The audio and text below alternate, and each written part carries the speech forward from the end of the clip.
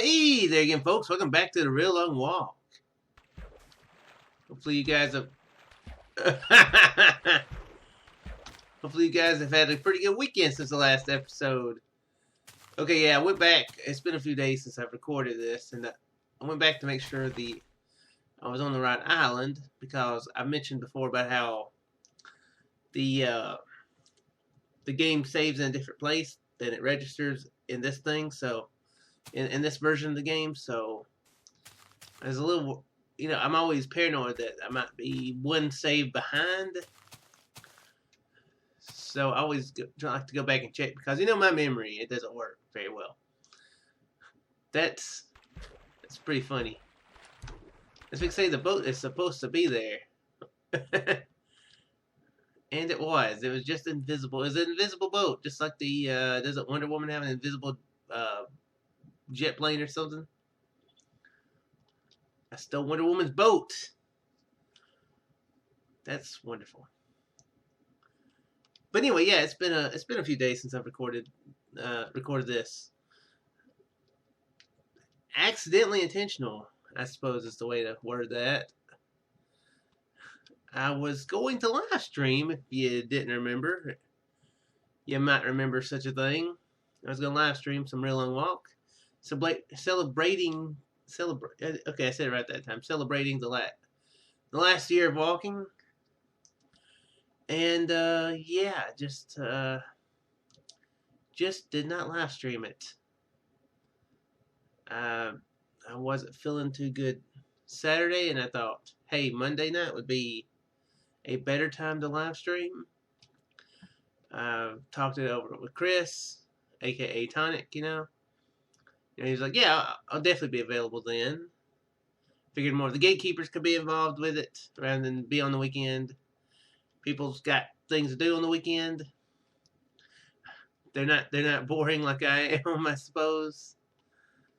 Because I do recall it whenever I have streamed on a Saturday, it does tend to be fewer people. So I thought, hey, Monday makes more sense. We'll do Monday.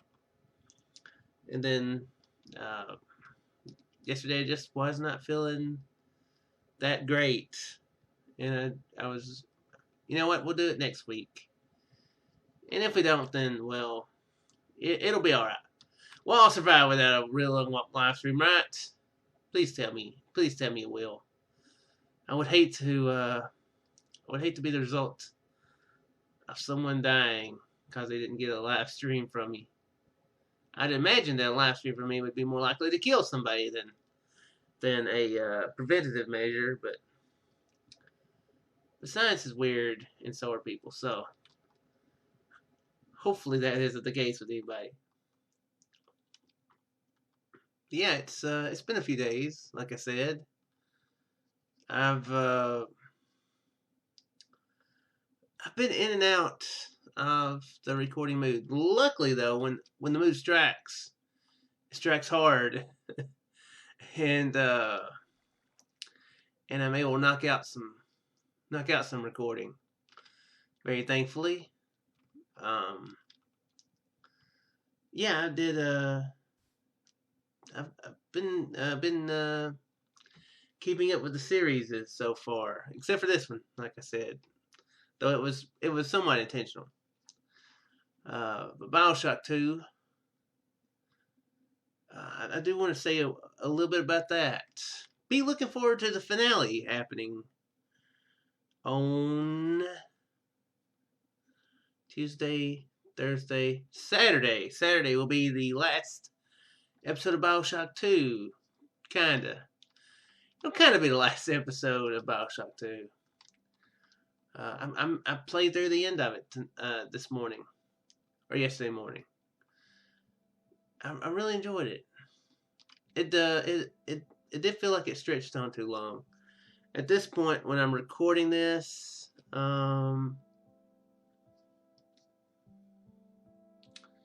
we just got to that one room. We got into Persephone, an area of Rapture called Persephone, and there's a big room in which I thought might be the final boss battle. Spoiler: it was not the final boss battle. There's really not a boss battle. It's kind of a boss battle, I suppose. It's if you guys have been keeping up with it, then you'll know what I'm talking about soon. Well, actually, you'll be knowing what I'm talking about now because Bioshock 2 is uploading as I'm playing this right now. I started uploading. I'm bad about doing that. I'm like, yeah, I'm going to go do something, and I'm going to get the video uploading while I'm doing that, so I don't have to rely on internet in this point, and I forget to do it. I do specifically. Yes, I do specifically remember starting it uploading right now, so it is uploading. So no worries there. Okay, good. I tested the microphone before starting the recording. Seriously, guys, I have such a terrible memory. I don't know. I don't know how I'm going to be like 10, 15 years down the line. I may already be going into the pre-stages of Alzheimer's right now. Feels like it sometimes. It does feel like it sometimes. But yeah, Bioshock 2, it is I enjoyed it. I liked how it ended, actually. Now, I've mentioned it before. I know I mentioned it in that series. And I think I've mentioned it in this one. I'm not sure. I was talking to Tonic just a little bit ago, and thankfully for me, he remembers the stuff I talk about in here a lot better than I do. I think I've talked about how Bioshock 2 had kind of a I don't know about a negative reception, but people were not super pleased with it anyway. And I think it's because of the tacked on multiplayer that they had on it. Which, yeah, I tried that out. It isn't that great. It might not be so bad, but it took me a while to be able to actually play it properly without annoying people. I say it that way because when I started playing it, they were like, "Hey, Shook, your microphone's on." I'm like, "What? My microphone's not even plugged in." But somehow, with the way the game is programmed on PC, I think it's because it's on PC. It was actually sending out the sound once again that you were hearing, like the sound you would hear from your speakers were also being transmitted to the other people who were playing with you. So I can definitely agree that would be very annoying to be playing with somebody like that. I had to mess up a couple times in order to get that to work. I tried changing settings in Steam, and that didn't work. And then I had to disable something in my what's it called? The thing in the stuff down here, it's not the volume mixer. It's where you go into your devices and stuff. Had to disable something there for that to not happen. And then I played a match and got interrupted, and I was, you know what? I'm not that motivated to try it anymore. So screw that. But yeah, it's the multiplayer definitely is not the draw to the game. I just realized my turn pick is almost destroyed. Yeah, it's definitely not the draw to the game. That's a certainty. The single player though is great, and I'm gonna be playing the DLC pretty soon. Well, by pretty soon I mean picking up right after the end of Bioshock 2. Yeah, it's got Minerva's Den is the DLC to that game. See, I'm actually looking forward to playing it already. I was thinking about, yeah, I should just go and play it now, but I want to do this recording, and I want to do some Minecraft Bingo recording after this one. So I probably won't be playing it until later on in the week. I'm looking forward to it though. I think it's supposed to be pretty good. I think. I'm not sure how it relates to the story from Bioshock 2 because the story had quite a concrete ending with the character. Yeah, a very concrete ending, I have to say. You'll find out what I mean by that. And so yeah, I'm looking forward to trying that, and I'm very looking forward to Bioshock Infinite. I was looking on the Steam description just about an hour ago. I wanted to see what the requirements are, and I think my computer can handle it. I do hope it can anyway. I thought it could handle Alan Wake, and well, it can. My computer can handle Alan Wake as long as you don't mind, 8 to 12 frames per second. Which, no.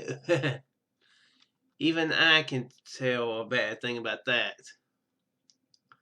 The frame rate might have been even worse. I literally couldn't play it. I couldn't, it was so delayed, and it would freeze and stuff. So yeah, it was definitely not playable. But I'm hoping the Bioshock Infinite will be very much playable and still be able to look pretty good for the YouTubes. I think I've heard that one has the best story of them all, and so that'll be good. Heard definitely good things about it. I'm not sure what the connection will be. I guess I'll find out. I thought I knew what connection it was, but I was incorrect. I've heard people talk about Bioshock Infinite. I think I've heard JC Cox talk about it in the Co-op Show podcast. And so I heard one of the main characters' names in that one. Well, when I looked up on Steam, I was like, oh, the name of it is Elizabeth. Ah, okay. There's a reason why I thought that was the same person from Bioshock 2, which is a character named Eleanor. I thought it was the same person. So I was like, oh, this Eleanor from Bioshock 2 is in Bioshock Infinite. But nope. There's an Eleanor in 2 and an Elizabeth in Infinite, so I don't think it's the same character. They look kind of the same, though. So it might be the same person, just using a different name. I don't know. So yeah, I'm curious about that. How it actually ties in with the prior story, because it's Bioshock 2. Like I said, it sells things off quite conclusively as far as the story of Rapture.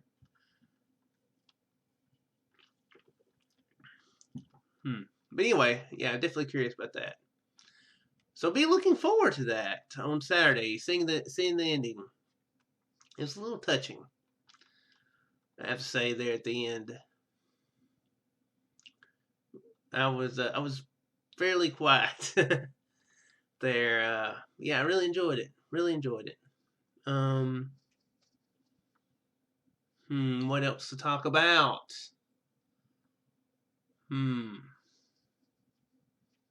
Oh yeah, I got a new series happening. Started it yesterday. Dracula's Legacy. It's one of the hidden object games. I've played a little bit of it, about 3 episodes worth, and yeah, I'm enjoying it quite well. It's a bit cheesy, which I like. I like cheesy. I like it cheesy. But yeah, if you like the Frankenstein Master of Death, I'm thinking this one's probably a bit better than that. Yeah, I'm thinking it's probably a little bit better. Maybe not a huge amount better, but I think it is overall a better game. It's definitely amusing me, and I like relaxing games like that. That can sometimes make me laugh, which I'm hoping the game creators do not mind that. it is thoroughly entertaining. Hmm. So what about that Star Wars movie coming out this week? Huh? That Star Wars movie. What's that Star Wars movie called? The Force Awakens, right? Speaking of Awakens, I'm getting really drowsy right now. It's like 3:30 in the morning. Um, yeah, The Force Awakens. I'm going to try to see it at some point in the movie theater. Probably not within the next week or two. It's possible, but probably not. I'm going to watch the rest of the movies first though. I've seen them all, but it's been several years since I've watched them. Uh, I had episode 1 and 2 stolen from me. I've mentioned about this before about how a guy who used to work with me stole a lot of my movies. Dang that guy! But I did find some fan edits on YouTube, so I think I'm gonna watch those for episode 1 and 2, and then I'll find the other four. I know I have them somewhere. I'm pretty sure I have 4 through 6 in the chest of drawers right by my desk. And episode 3 is around somewhere. So yeah, for the gist of the story, that's probably where I'll get it from, is the fan edits. I don't think I'll go for any of the. I know that some of them have like anti-cheese stuff. From what I looked at, I'm not exactly sure what that means. Whether it just means goofy stuff or what edited out. But there's one that I saw. It's like 72 minutes long for episode 1, and from the comments, a lot of folks like it better than the original. So I'm curious how that actually is. I'll have to give it a watch in the next couple days. I wasn't really that put off from the prequel movies. I mean, I definitely have to say that Phantom Menace is my least favorite of all the Star Wars movies. But I didn't think it was that terrible. I don't know. Maybe I have very low qualities when it comes to entertainment. I don't know. Maybe that is the case. I guess that's good for me though. Far more stuff entertains me then. If I'm subscribed to you on YouTube though, I apologize if that makes you if that seems like it lowers the quality of your work though. I assure you that I think that your content is great and that it very, very likely is. If he likes this, then obviously everything he likes sucks. That sort of logic. It doesn't apply to you. And it doesn't apply, at all. But some people would draw that sort of a line to it. Yeah, I thought it was all right.